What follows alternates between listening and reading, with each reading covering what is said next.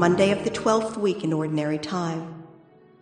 A reading from the book of Genesis. The Lord said to Abram, "Go forth from the land of your kinsfolk and from your father's house to a land that I will show you. I will make of you a great nation, and I will bless you. I will make your name great, so that you will be a blessing.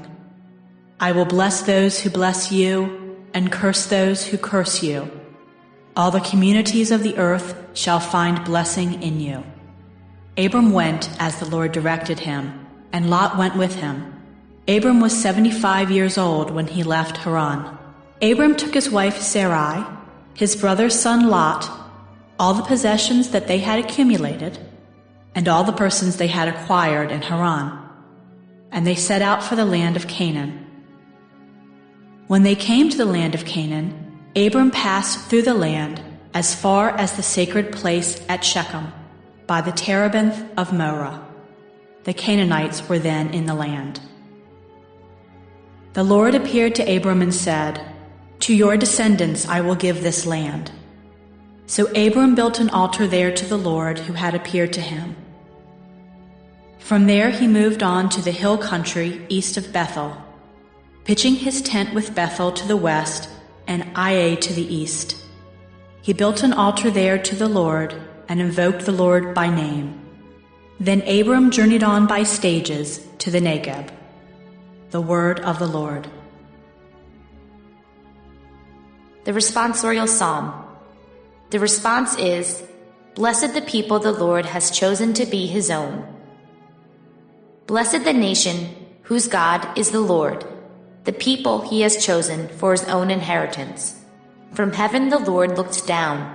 He sees all mankind. Blessed the people the Lord has chosen to be his own. See, the eyes of the Lord are upon those who fear him, upon those who hope for his kindness, to deliver them from death and preserve them in spite of famine. Blessed the people the Lord has chosen to be his own.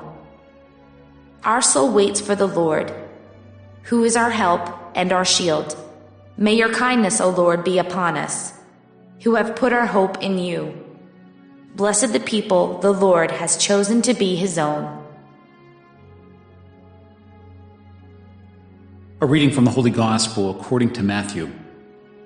Jesus said to his disciples, "Stop judging, that you may not be judged.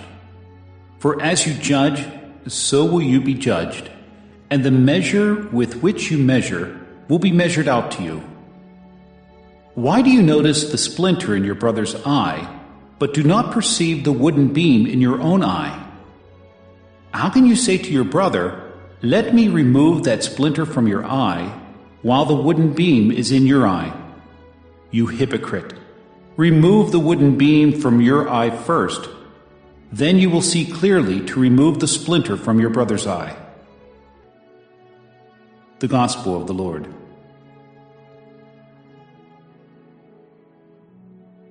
Monday of the 12th week in Ordinary Time.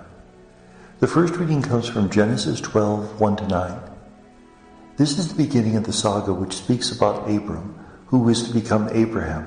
His name will be changed because his relationship with God is changed.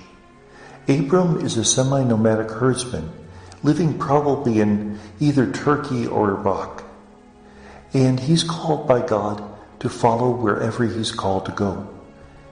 Abram, who's already used to taking his flocks and herds from low country to high country, who's already used to living outside of a city, has the courage to leave what he has and trust in the promise of the Lord.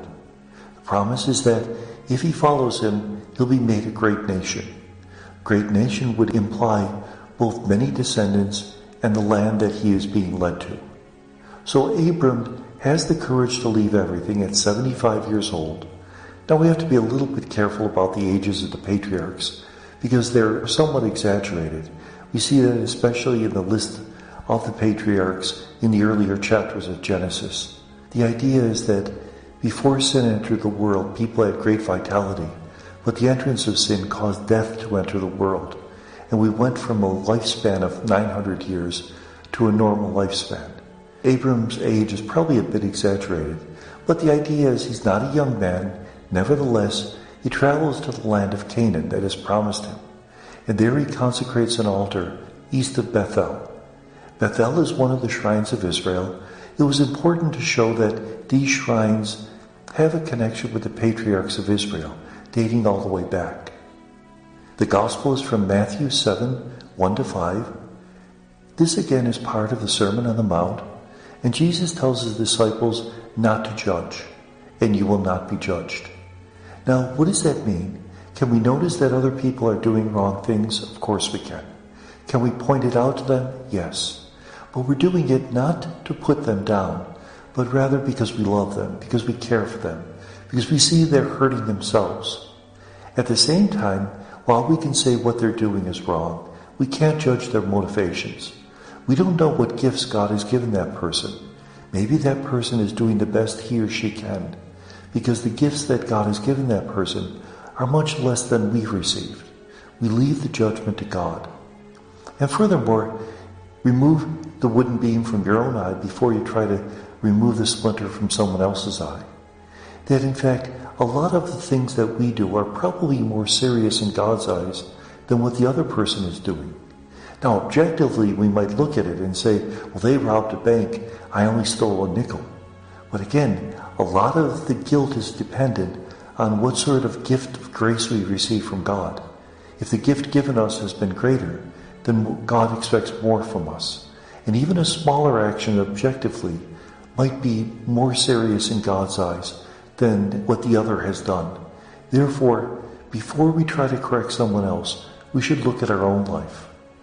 Remember, I've told the joke a couple of times about the man who goes to the doctor because he thinks his wife is losing her hearing. The doctor says, you can test it. Stand 15 feet in back of her and say something. See how close you have to get before she hears. So he stands 15 feet in back and says, Hun, what's for supper? No answer. Moves up 5 feet. Hun, what's for supper? No answer. Another 5 feet. Hun, what's for supper? No answer. Finally, he's standing alongside of her and says, Hun, what's for supper? She turns to him and says, for the 4th time, chicken. The one who was losing the hearing was the man, not his wife. We should look at our own hearts, our own lives, our own actions, before we try to judge others. And may God bless us.